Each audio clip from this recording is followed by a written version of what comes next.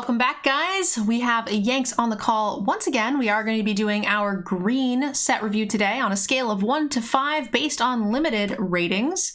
So pretty straightforward, again, based on the average deck. We've got chat and all sorts of good things. We're going to jump straight into it to try to keep it short. We are almost done and I'm losing my voice.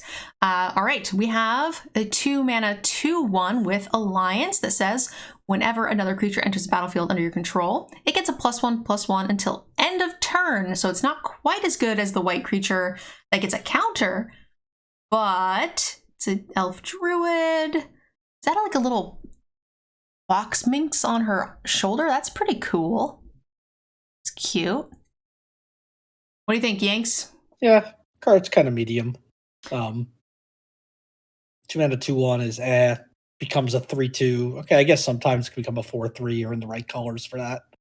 Yeah, it's slightly underrate for attacking without playing a creature pre-combat. For blocking, it's about on rate because you're doing 2 damage, right? Yeah. Which is fine. A two powered creature for 2 is fine. But it attacks slightly better, so it probably averages out.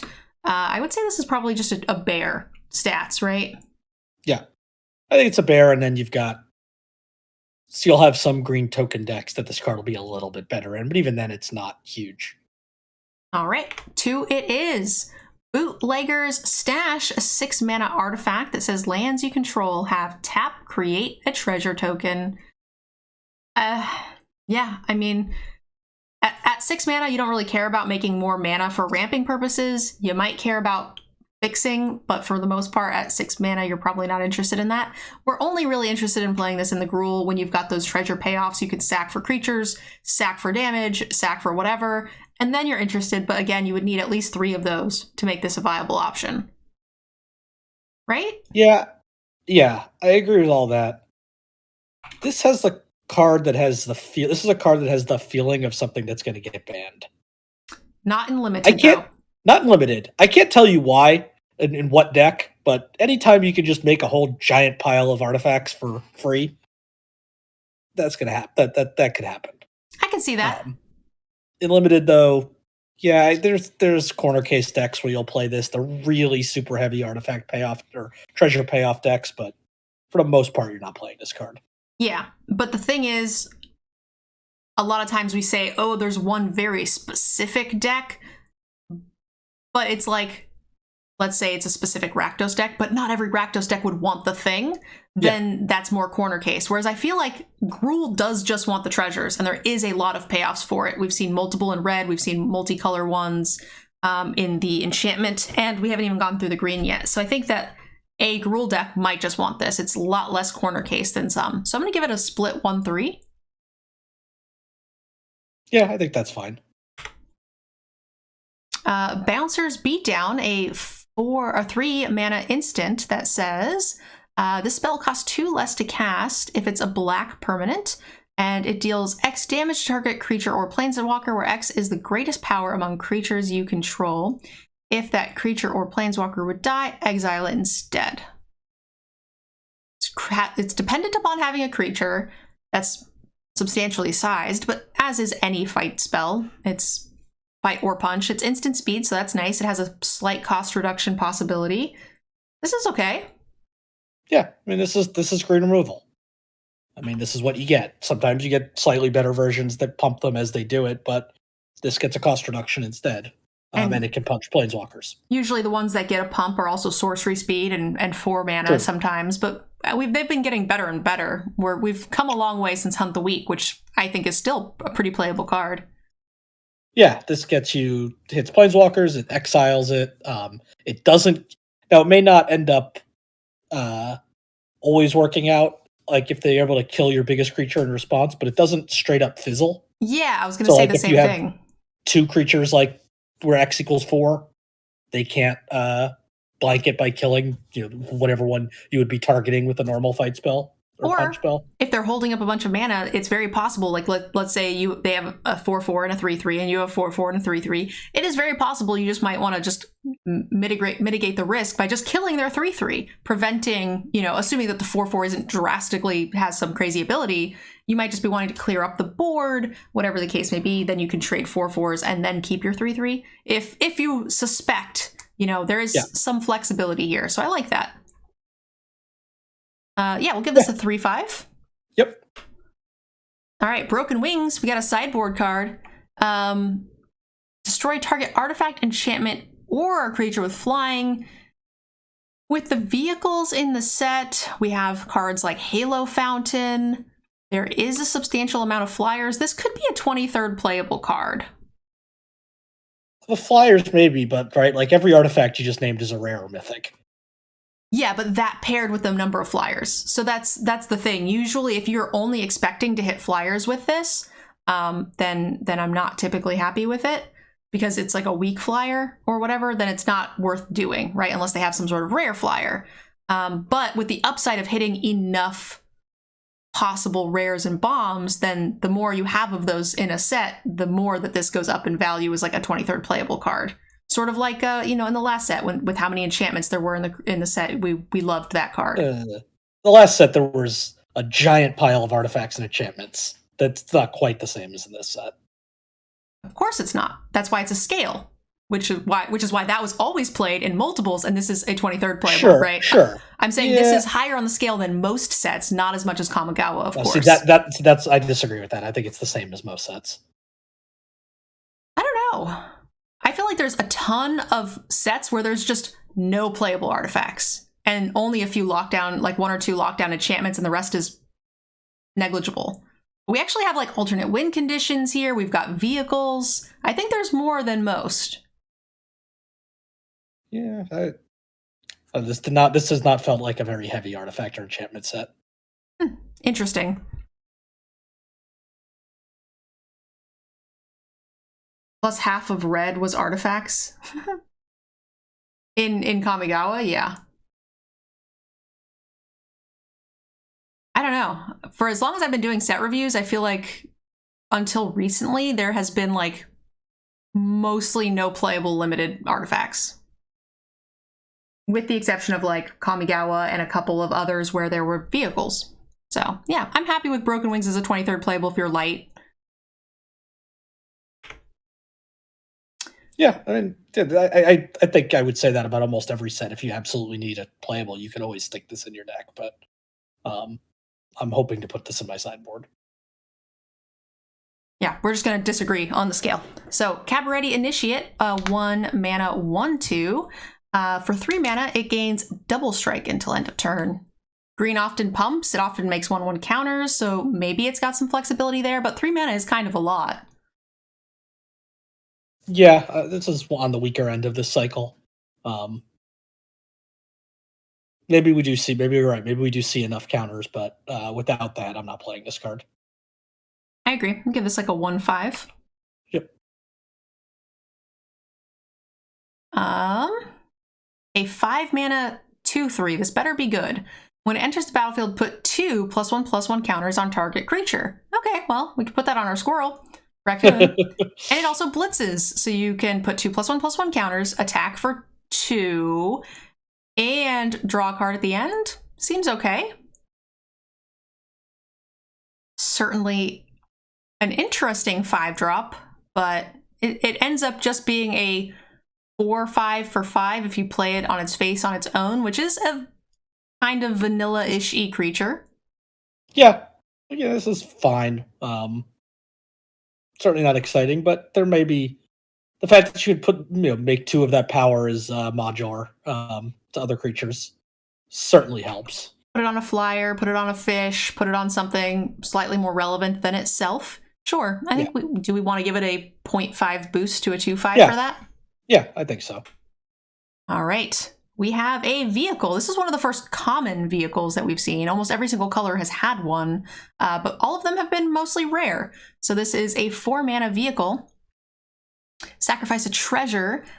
This becomes an artifact creature until end of turn. Add crew 3 for a 6/6.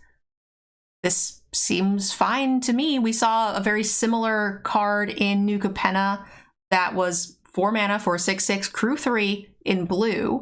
And this is on par with that. Creature heavy decks will be fine to play this. Yeah. I mean, vanilla vehicle. The treasure thing is nice. Yeah, I like this card. So yeah, we are seeing a much higher amount of vehicles than I would have expected, for sure. I think this is... I couldn't think of one in blue, so this might be 6 now, I think, because there's two in colorless and one in every color but blue. Yeah, I think that's right. So that sounds like a lot. We've seen a lot of recurring vehicle themes. There was just only vehicles in the vehicle sets and then none. And then we started seeing like 1 in every set, and now we just randomly have 6. Okay. Yeah. I think this is like a 2/5 vehicle. Yeah, I think that's about right. You want to run these sparingly. It's a 2/5, but we don't want to run a lot just because they are tough to crew sometimes. Yeah, eventually you run into a definite sliding scale of value when you start having too many vehicles. Unless you happen to be in Gruul that just creates treasures, and then you're okay with it. Yep. Let's have a 2 mana 2/2 that says whenever Civic Gardener attacks, untap target creature or land. That's kind of neat. Play something pre-combat, get in some attacks, do some stuff. This is fine, especially if like what your pre-combat play is removal. Then you get to untap and progress the board. Feels pretty strong. It's a bear with some upsides. It's a 2/5. 2/5, yeah. I'm into that. All right, Cleanup Crew, 6 mana, 6/6. When it enters the battlefield, choose 1, destroy artifact, destroy enchantment, exile target card from graveyard, or gain 4 life. All of these seem fine to me. This is a... normally we see like a 6 mana, 6/6 with trample. Sorry guys, my dog's going apeshit apparently. But I think that the trample is pretty easily made up for with the flexibility of all these different abilities. This is like a 3 for me on the top end. Yeah, no, I like this card. It's a citizen, which could matter. This is the sort of thing where I want this like destroy target artifact enchantment effect where you just get to put it on something in your deck for free. Courier's Briefcase, 2 mana for a artifact treasure. When it enters battlefield, create a 1/1. You can pay tap to sacrifice the briefcase, add 1 mana of any color. You can pay Wooburg, sacrifice it to draw 3 cards. In a Gruul deck with some treasures, that's not out of the question, especially in a 3-color set with a lot of fixing and options. Green already has a lot of treasures, so we're pretty happy with this. It makes a creature when it comes into play, which is a relevant creature type for the creature. I don't really like the tap ability so much just because it's a one-time thing. So if you are really desperate for the fix, then that'll work. Yeah, I mean, I guess in your really heavy treasure deck, this is fine just because of the last ability. But otherwise, I'm not particularly happy with this. Yeah. We would need several cards that make treasures, including things like Unexpected Windfall. I feel like this is Gruul, and in any Gruul deck, I'm probably playing this because there seems to be enough things that are doing that for me to be happy. But in a normal deck, probably less so. Green, anything else? Yeah, for sure. All right, so this will be kind of a split card because if you don't have treasures, it's just unplayable. Well, 2 mana, 1/1, Still not in love with it. Unless you have a heavy citizen synergy. Yeah, I mean, 2 mana for a 1/1 token still feels like a stretch. If you have a lot of treasures, how high does this go? 3? 3 cards is kind of a lot. There's a lot, but well, I guess you probably have a few lands, so you're probably costing you 2 to 3 treasures. Yeah, that's what I was thinking. It's like 2 treasures because it is a tricolor set. So I'm assuming by the time you're doing this, you probably have 3 colors of mana. Yeah, if you're playing this heavy treasure deck, those treasures have other value as well, so they're not like completely free to sacrifice. Because you're choosing to use them here as opposed to other spots. Yeah, but I think that's still pretty good. Yeah, 3 cards is a lot. I'm gonna give it a 1/5 / a 3. Yep. All right, Elegant Entourage, 4 mana for a 4/4 that says whenever a creature enters the battlefield under your control, target creature other than this gets +1/+1 till end of turn. I'm into that. I'll play a vanilla 4/4 for 4 that does nothing. And sometimes this will do nothing if you don't have any other creatures that want to attack. So, seems fine.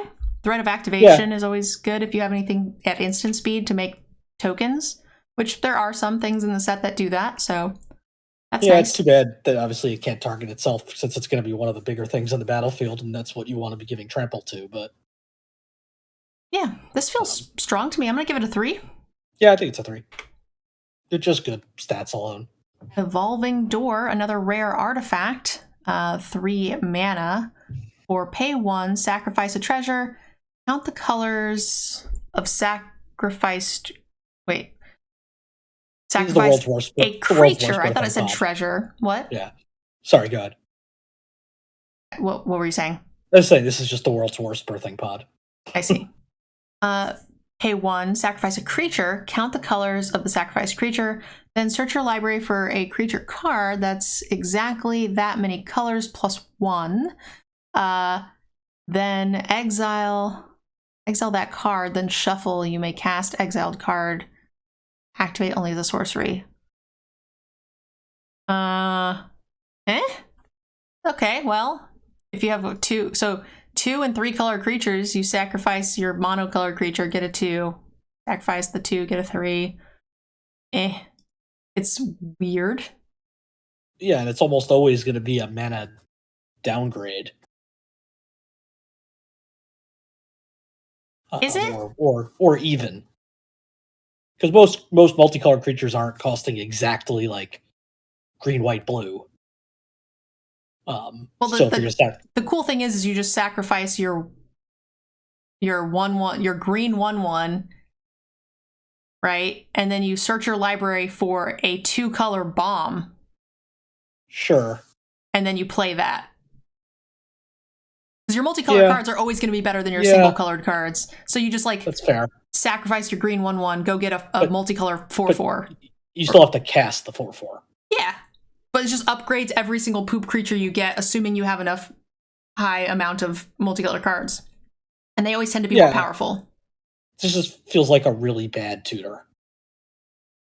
So you were saying it's a bad birthing pod, but birthing pod has like the limit that it keeps the creatures roughly the same power level because it's like a small upgrade, whereas this is like possibly a huge upgrade. Yeah, it's a birthing pod. At least you do it for free. You don't have to then cast the card.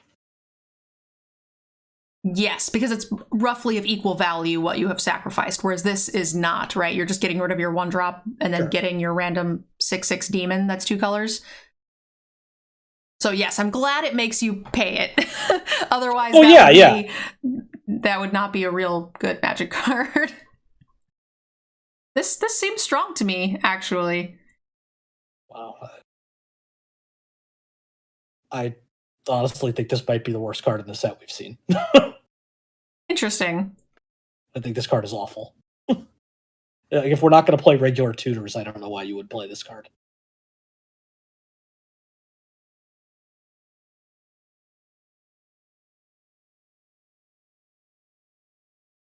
A regular tutor does it once. It usually costs 5 mana is what we've been seeing for the last tutor effect. Sure, but this costs 4 plus another card. Well, but does it multiple times and upgrades everything you draw from then on, right? Like every time you draw a 2-drop or whatever in the game, it upgrades everything you currently have on the board into your better stuff and produces better stuff from there on. And it sacrifices a token, which there's a lot of in the set as well. So that like in your Naya decks, this is going to upgrade your tokens into some pretty scary things. It's going to depend on the quality of multicolor cards, but I think there's a home for this. I do too, but it's in the garbage. Fair enough. Evolving Door. I'm going to give it like a 1/3.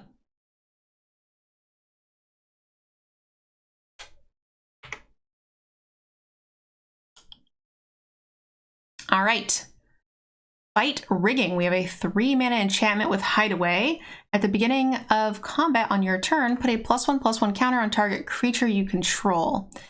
Then, if you control a creature with power 7 or greater, you may play the exiled card without paying its mana cost.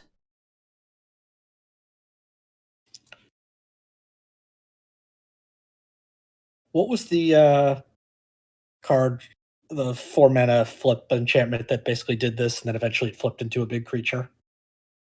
The 3/6 you're talking about? Yeah. Yeah. I mean, this obviously doesn't do that, but the front side of that card was good enough on its own.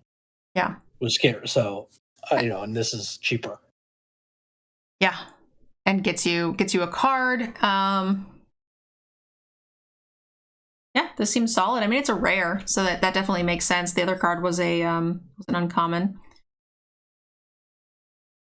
Yeah. The Dormant Grove was quite powerful. But a lot of the reason why it was so powerful is because it snowballed into that second creature. And gave vigilance. The other side of that card was insane. The other side of the card was good, no question. It might not be as good as that card, but that card was very good. And I think this card's still good, especially since it's a little cheaper, and you do get something later. Yeah, I agree. I think this card is good. My biggest fear is I'll hit like my Hideaway bomb or whatever, and then just like they kill everything, and I never get to 7. 7 is quite large. If you have a 7/7, you probably win the game already anyway. I think this is like a 3/5. We're never cutting this card. Yeah, I think 3/5 makes sense. All right, for the family, a 1-mana instant. Target creature gets +2/+2 until end of turn. If you control 4 or more creatures, it's +4/+4 until end of turn. Yeah, this card seems fine to me. 1 mana for +2/+2 is about right here. And then it just has some upside of getting to attack for more. Yeah, I'd say careful with this card if you have exactly 4 creatures. If you need the 4 power, because they can kill something in response. I mean, granted, they probably just kill the thing you're targeting. Yes. It doesn't matter. But if you have something small that they can kill. With like a sorcery speed shock, perhaps? Or like the guy that pings something for 1.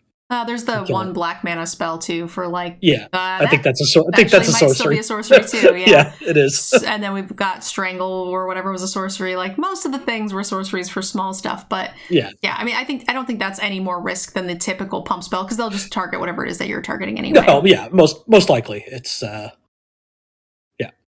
creature heavy deck. This will get a little bit of a boost. It's always going to be playable as like a 1 of as a 23rd playable card. So this is a 2. Yep. And in some decks, you'll maybe want a higher amount of them, but you'll know when you want them. Agreed. Freelance Muscle.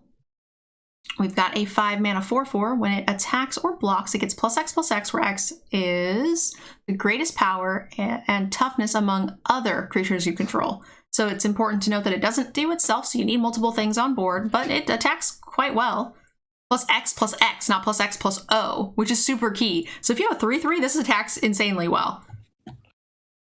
Yeah, you just play this with the white some other creature and the white instant that gives it +2/+7. So play now your 1/1's like a 3/8 and you get +8/+8. Mm-hmm. Well, you would have to do that pre-combat, which seems like a waste of a thing. So I'm happy to just have a 3/3 on board and attack with this, and hit him for a bunch. Greatest power and toughness among that's a lot of damage still. Just hit him for 7. This is like a 3/5 for me. 3/5. I don't think I'm cutting this. Oh no, it's so good on the curve. Yeah, I like that at 3/5. Yeah. All right. Gala Greeters, 2-mana 1/1 with Alliance says, whenever a creature enters the battlefield under your control, choose one that hasn't been chosen this turn, put a +1/+1 counter on it, create a tapped treasure token, and you can also gain 2 life. The tapped treasure token is key. I also think that the tapped treasure token really gives credit to R&D for testing this card, because that's not something we see treasure tokens do. So the fact that they don't want you to play a creature on 3 and ramp into like a big creature sequence by getting more and more treasures, I think is pretty key. So I like that they added that. It seems too powerful otherwise. You play 1 creature on 3, you've got an at-rate bear creature, and then it just gets better. And you probably just want to ramp with treasures anyway. So I love this card. Yeah, it also probably prevents this somewhere down the line from being part of some sort of infinite token combo. Where it can just oh, I guess you can only choose 1 per turn, so choose one of each. Choose it each once. Yeah, each once. That wouldn't matter. Yeah. I think this is like a 3/5. I'm happy with that card. No, I think the card's very good. Glittermonger, 4 mana for a 1/4 that says tap, create a treasure token. There's so many treasures in green. I love it. All of those green payoffs I'm super happy with. I'm probably still paying with this with the amount of treasure payoffs I saw. In green red, I think this is just going to be an include. In like Celestia, maybe not, if you're more focused on the green white side of things. But yeah, I think this card's fine. Yeah, there's a lot of treasure here, and that's kind of scaring me the more I see it. Just makes me feel like there's going to be a lot of just 4 or 5 color piles in this format. Yay! Plus all of those payoffs that I loved are going to be good. All right, High Rise Sawjack. We have a 3 mana 2/3 with reach. I love it. When it blocks a creature with flying, it gets +2/+0. All right, cool. Kind of cool, like how he's got like the little, like, you know, the window cleaner rig. Yeah. And then he's just like sawing down trees that presumably fall onto the flyers. Feels great. Yeah, this card is fine. This is like a 3. I'm never cutting this card. Is that like the art? Is that like feathers flying off of this chainsaw? I think they're sparks. Oh, I mean like the bigger ones, like maybe. Kind of hard to tell. Yeah. No, this card's good. I mean, any sort of a random reach stuff in green, you know, you always want to see this around. This one probably will not fool quite as many people as Wrecking Crew, but all right, Jewel Thief, 3 mana 3/3 with Vigilance and Trample. When it enters the battlefield, create a treasure. What the? I thought it had to be a downside. Really? Like, this is dumb. Is this common?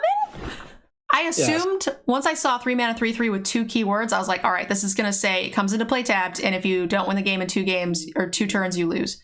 But that's not what this said. It said you also ramp and fix. Yeah, I removed the whole thing. I now disagree with what you said about testing everything. This is dumb. I didn't say they tested everything. I said that they tested that card. No, I know. But this is just stupid. This is the best common we've seen so far in the whole set. Pretty close. Like the white one, is that a common? The white flyer? Yeah, it is. It is. Okay, this is in the running for top 2 commons of the set. Easy. Is this a 3/5? Is this the first 3/5 we've had in the history of ever for commons? No, because of removal. We always have four removals at common. That's like true. Murder. It's an above rate creature with 2 bonus abilities that ramps and fixes you in a set with payoffs in the treasures? This is first pickable. Yeah. Wow, love it. I'm into it. This is a 3/5. This might be the first 3/5 creature we've had in common ever. This card is great, and at the same time, I hate everything about it. Luxurious Libation. It means my green creature deck's gonna be good. Let's go, Celestia. Okay, target creature gets +X/+X, where X, until end of turn, create a 1/1 green creature token. Great. Okay, doesn't give trample, but it's kind of a finishing haymaker and makes a body. And it's instant speed, so I like this card. Yeah, I think this card's pretty medium. It can be a finisher, so there is the flexibility there, but it's just so mana inefficient. Makes a relevant creature type too. I'm okay with this. If I just use this as like a pump spell, flexible, plus it's got the fireball aspect, it's got a lot going for it. I think it's like a 3. I'm probably running one of these in any green deck. Wow. Yeah, I barely have this as playable. That's because you barely run any creatures. I mean, I think this is worse than a number of the other pump spells we've seen. I think the upside is higher on this, but I would run multiples of some of the other ones and not multiples of this one. Sure. If that makes sense. That does. So I agree with you in some ways, but I'm still running this. The creature, I think I give a lot of credit to as well. Most Wanted, 3 mana for an aura with flash. Enchant creature gets +2/+1, and when it dies, create 2 treasure tokens. I like the draw one better.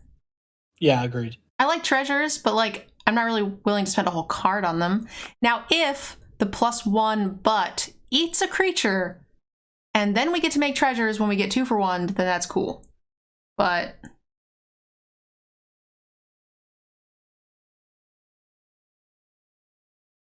yeah, someone is saying it's a 1/1 flash for 1. That's true with some upside. Yeah, I mean I like the card, Farmer. Yeah, I don't like this card as much though. Most Wanted. No, I'm not a fan of this. I think you're just 1/5. If this was like, I'd almost rather have it be +1/+2 than +2/+1. Yes, because then it makes it far more likely that you're using this as a combat trick that eats a thing, and you've gotten your value. The plus, doing it the other way around is far less likely. Prize Fight, 2 mana for an instant. Target creature you control fights target creature you don't control. Create a treasure. So this is one of the first times we haven't seen it. We've been not getting fight spells. We've been getting punch spells. And this is an actual fight, so keep that in mind. It doesn't pump, but it does create a treasure within, the set that the color archetype that wants those. So this is still fine. This is a 3/5. Yeah, this card's good. It's cheap. Instant. Makes treasures instant. It's just a solid card. We have a Rox Pummeler, 6 mana for a 6/3. Enters the battlefield with a shield counter on it. It has trample as long as it has a shield counter on it. I'm not super into it. It's interesting just because, like, one of the downsides of shield counters is, you can chump with a 1/1. In this case, they can still do that, but at least they're going to take a bunch of damage that turn, yeah. Yep, I do like that. But 6 mana is a lot. Especially when there's a burn spell that says avoid shield counters, deal 3 damage. Yeah, and there's a -3/-3 and a -4/-4 in black. Yeah. So this is gonna just get eaten a lot. Yeah, I don't think this card's great. It is a 2 for me. Yeah, I'm with you on that. Riveteers Decoy, 2 mana, 3/1. Must be blocked if able with Blitz. Okay. Kind of into it. Fine-ish. Yeah. I don't know. I'm not a huge fan of this card. It's still a 2 mana 3/1, so that's fine. Yeah, it's a 2 on its own without any abilities. The fact that you can possibly dash it in, it draws a card at the end, and then sacrifice it at the beginning of end step. When this creature dies, draw a card. So even if, it replaces itself. Even if you don't have to, it doesn't have to live to the sacrifice option. No, it replaces itself if you blitz it, yeah. Yeah, I think this card is fine. I think it's a 2 kind of on its own, and then I'm willing to give it a 2/5 for the flexibility. Yeah, I think that's fine. I just don't think that the must be blocked able is really going to do a whole lot. Most likely when you blitz it in, it's going to trade, and that is going to draw you a card, which I'm okay with, and then must be blocked if able. So if you're playing this on turn as an aggressive creature, then it's not going to do as much, but then you can kind of just sit and wait until it gets a nice trade up. Yeah. Yeah, I don't think it's nothing. Yeah. Social Climber, we have a 3 mana human druid with Alliance that says whenever another creature enters the battlefield under your control, gain a life. I like the red one better, that deals damage. Yeah, this is just a much worse version of that. Yeah, there's only 1 life gain payoff in the set. Yeah, I mean, it helps with races and such, which is nice when you're green and you've got, like, you know, the invasive creatures or whatever. And it's also an at-rate creature on its own, but I don't like the +1 enough to give it a bump, so I think it's just a 2. Just a 2, yep. Certainly can be relevant, but not consistent. Take to the Streets, a 5-mana sorcery. Creatures you control get +2/+2 until end of turn. Citizens you control get an additional +1/+1 and gain Vigilance. Citizen deck will kind of like this. +3/+3 to all your citizens, which when you have them will be a lot of them. Yeah, 5 mana for these effects always just seems like so much. Yeah, it's something that you want sparingly. You want this in a deck that has a minimum of 15 creatures plus token generation, and you only want to play one of these. But when you do, they're playable. Yeah, and the Vigilance is certainly relevant. Yeah. But I think most decks are not going to want this card.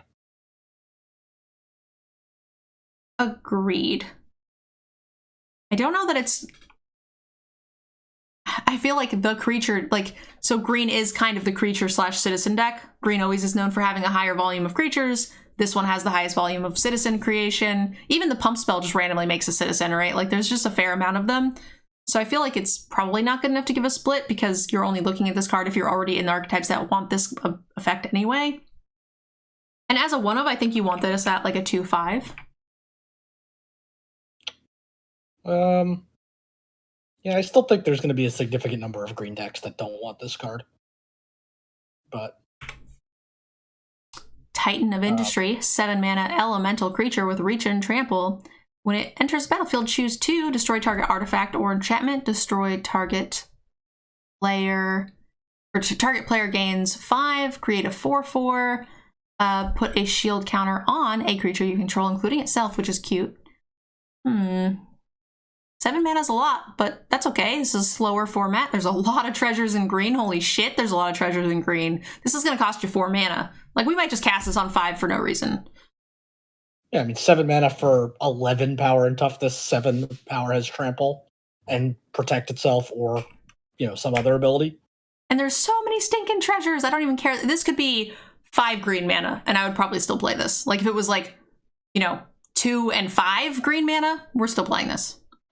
This is a 5. It makes a lasting impact on the board. Yeah, this is fine.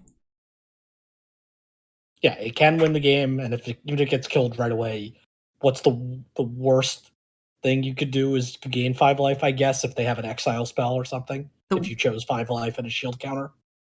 But you probably aren't ever going to do that. most likely you're going to play like shield counter to avoid some removal spells. Yeah.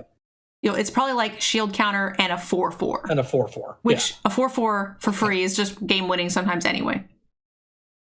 Yeah. Topiary Stomper. We have a plant dinosaur. We're playing some smash up. We have a 4/4 for 3 mana with Vigilance. Enters the battlefield, search your library for a basic land card, put it on at the battlefield, and shuffle. So you ramp up a bit. And it just says basic land, doesn't say forest, so you get to fix for your 3rd color, which is great. Can't attack or block till you get to 7 mana, but I think that's more than fine. I like this card. What do you think, Yanks? I'm not a fan of this. This was it Wayward Swordtooth? I think we saw in Rivals of Ixalan. Just never really got there. Like, it felt like it should, and that was easier to cast and was a 5/5. But didn't ramp you. It didn't ramp you. I think ramping well, it kind of. I mean, it lets you play 2 lands a turn, but it doesn't get you a land. It didn't get you one, yeah. So it could ramp you, but not always. Yeah. So this fixes and ramps and thins in a 3-color set. I'm into this. I think this is way better than Swordtooth or whatever his name is. Yeah. I think this card is probably better than Swordtooth. Swordtooth was just pretty much not playable. This is definitely better than that.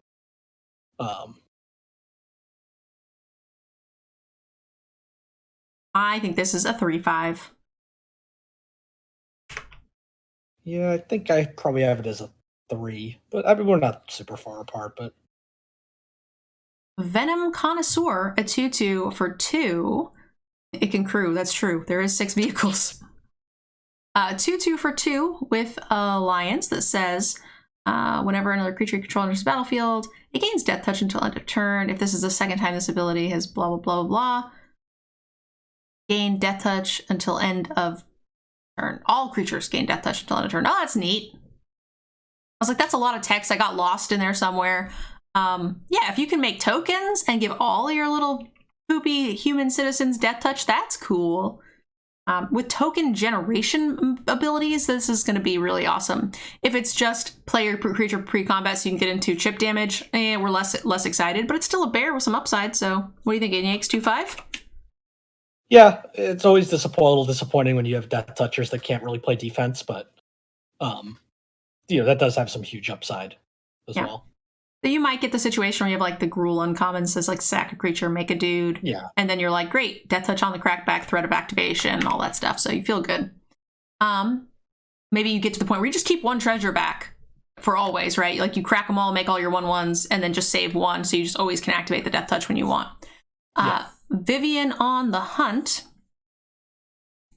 6 mana for a big scary planeswalker. Planeswalkers doing planeswalker things. Comes into play with 4 loyalty. You may sacrifice a creature. If you do, search your library for a creature card with mana value equal to 1 plus the sacrificed creature's mana value. Put it onto the battlefield, then shuffle. Okay. Plus to upgrade your creature. +1, mill 5 cards and put any number of creature cards milled this way into your hand. Draw some cards. And -1, make a 4/4.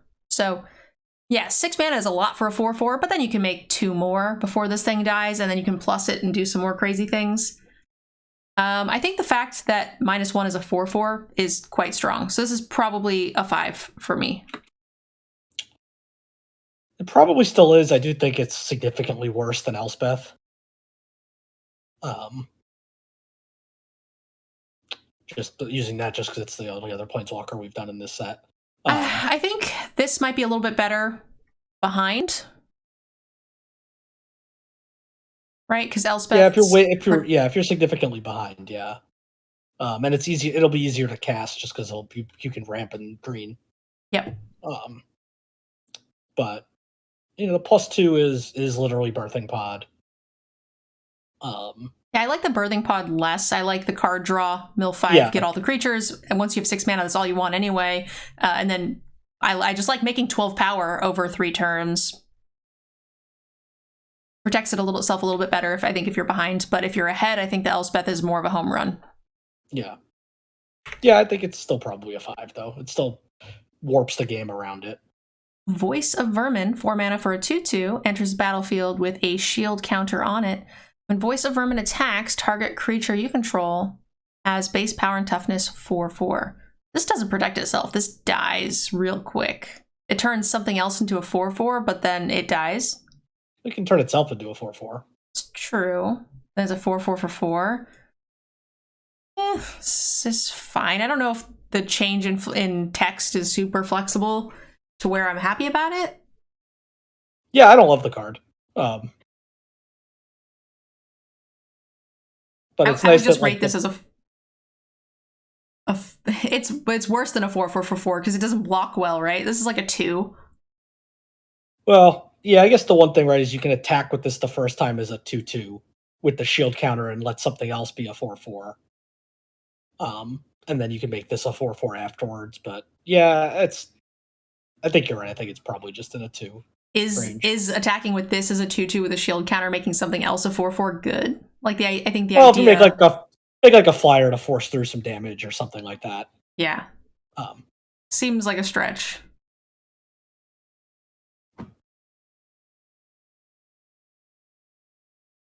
I think I would take a 4/4 for 4 that could block. Oh yeah, for sure. So this is just a 2 for me. Yeah. Yeah, agreed. Warm Welcome, 3 mana for an instant. Look at the top 5 cards of your library. You may reveal a creature card among them. Put that into your hand. Put the rest onto the bottom of your library in a random order, and you create a citizen. So in the citizen deck, you probably want to play this in the creature-heavy citizen deck. You want to have a mass number of creatures. This is going to be ran in like the citizen overrun deck, things like this, I think. But for for the most part, I don't tend to like 1-for-1 trade cards, like that dig for a creature. You just pay the tax on them. But any deck that wants 20 creatures, sure. 23rd playable card? Barely for me, but yes. Yeah, I agree. I think it is a 1.5 in 90% of decks, and it's a 2 in the deck that wants it. Yeah, I think that's fine. Workshop Warchief is our last green card. We have a 5-mana rare Rhino Warrior that has Trample. It's a 5/3. Enters the battlefield, you gain 3 life. When it dies, create a 4/4. Got some Thragtusk stuff going on here. All right. And we can Thragtusk. We can blitz it in for 6. All right, Thraggy boy. Yeah, I mean it's a good card. It's a worse Thragtusk. But Thragtusk was absurd, so It's not that much worse than a Thragtusk, right? Well, it removes all like the things you could do to abuse it, because it has to die to get the token. It's not leaves the battlefield. Yes. So you can't bounce it, you can't blink it. True. But that's less relevant than in Limited. Most of the time, he just died. It is. It's harder to cast, although again, with so many treasures, not a big deal. You gain less life. It's 3 life instead of 5. I mean, it's still a great card. Yeah. It's just like slightly worse everywhere around. Yeah, in Limited, it's a Thragtusk. In Constructed, this is not going to be the $30 powerhouse rare that it was. Yeah. Certainly not. But I think this is a really strong card. The fact that when it dies, it makes a 4/4 is a pretty strong lasting effect on the board. It's true, and that's, I guess, the spot it's better, because it left behind a 3/3 before. And it does have Trample. Yeah. This feels like a 4/5? That lasting effect on the board, starts pushing it towards the bomb level. I think this is really good. Yeah, no, I think that I agree with you on that. Yeah. It trades, down quite easily in the beginning, but I think that's fine with a replacement 4/4. All right, so we're going to give this a 4/5, guys, and that's the last green card in the set. For those of you guys watching on YouTube, please leave us a comment down below. Let us know what you thought of green. Yanks, thank you so much for doing the set review colors with me. I think this is by far the one we've disagreed on the most, so I look forward to our update mid-set to, see where the cards actually shake out with the different archetypes. Thanks again for watching, guys, and we'll see you in the next video for multicolor and colorless. Don't forget to check out the other ones if you've missed them. All the other colors and the introduction are already live. Thanks for watching, guys. See you next time. Bye.